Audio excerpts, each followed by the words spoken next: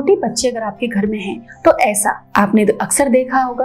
कई बार बच्चे की जुबान पे, जो न्यू बॉर्न बेबीज होते हैं, उनकी जुबान पे आप ऐसे सफेद सफेद पैचेस देखते हो। कई बार आपने ये भी देखा होगा कि इनर चीक्स में, होठों के अंदर की तरफ, इनर चीक्स में, तालू में, मुंह के अंदर पूरे व्हाइट व्हाइट पैचेस होते हैं और वो हटते नहीं। वो इन्फेक्शन होता है जिसको कि हम कहते हैं ओरल थ्रश, और ये बच्चों में बहुत कॉमन होता है। और ये बैक्टीरियल यीस्ट के इन्फेक्शन होते हैं और ये पुअर हाइजीन से होता है। जैसे कि आप बच्चे को जिस चीज से फीड करा रहे हो वो प्रॉपर क्लीन नहीं हो रहा, बॉटल्स, निपल्स प्रॉपर क्लीन नहीं हो रही हैं, या फिर जो टॉयज, जब बच्चे टीथिंग के एज में आ जाता है, जो टॉयज या जो चीजें मुंह में ले रहा है वो क्लीन नहीं है, तो पुअर हाइजीन की वजह से बच्चे को ओरल थ्रश होता है। इसके लिए आप एंटी फंगल ट्रीटमेंट दे सकते हो। बच्चे को दूध पिला दिया, खाना खिला दिया, उसके बाद कुछ जेली डॉक्टर देंगे आपको, वो अप्लाई कर दिया, बच्चा ठीक हो जाता है। बट थोड़ा बच्चा जब बड़ा हो गया, फिर भी 2 साल, 3 साल, 4 साल जब बड़ा हो रहा है बच्चा, ओरल थ्रश, ये व्हाइट पैचेस नहीं, लेकिन अगर आप उसकी जुबान देखें,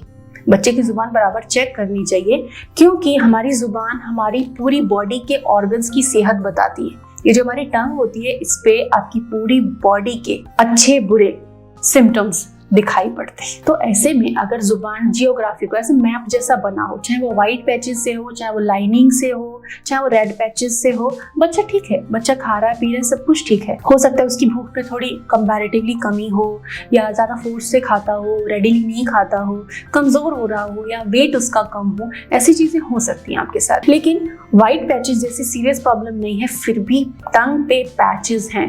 क्यों होता है?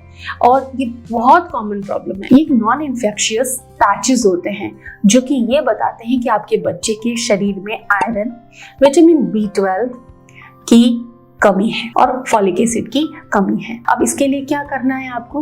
Vitamin B12, folic acid, iron सब कुछ डाइट से मिलता है, लेकिन ग्रोथ के पैटर्न में जब बच्चे का डाइट अच्छा नहीं होता है तब ऐसे में बच्चे पे जियोग्राफिक टंग हो जाती है और ये बनी रहती है, ये जाती नहीं है, पैटर्न बदलता रहता है, कम होगी, ज्यादा होगी, और ये सीरियस चीज है। ऐसे में बच्चे को भूख कम लगना, बच्चे का वजन कम रहना, बच्चे की इम्यूनिटी लो रहना, बार बार उसको खांसी होगी, कफ रहेगा, बच्चे को बार बार जुकाम होगा, ये चीजें से आप सफर कर रहे होंगे। अब इसके सोल्यूशन की हम बात करते हैं तो बहुत सारे ऐसे नेचुरल टॉनिक हैं, नेचुरल सप्लीमेंट्स हैं बच्चों के लिए भी, जिसके लिए आप अपने डॉक्टर से भी मिल सकते हैं, और नेचुरल टॉनिक्स जो कि आयुर्वेदिक भी है और न्यूट्रास्यूटिकल भी हैं, आप उनको यूज कर सकते हैं। तो ऐसा आपको टॉनिक लेना है जिसमें आयरन हो, जिंक हो, विटामिन B12 हो, फॉलिक एसिड हो।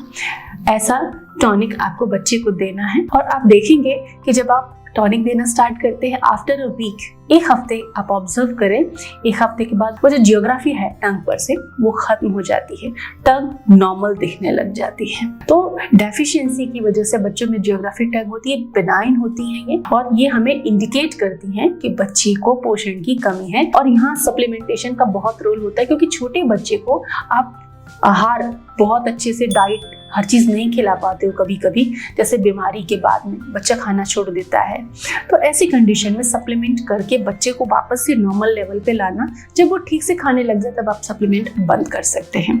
तो ऐसे 1 या 3 महीने की साइकिल में बच्चे को आप सप्लीमेंट दें ताकि बच्चे का वेट ठीक से आए, बच्चे के एपेटाइट ठीक से हो और बच्चे का ग्रोथ में प्रॉब्लम नहीं आए। Stay tuned for more ideas, do subscribe the channel. Thank you.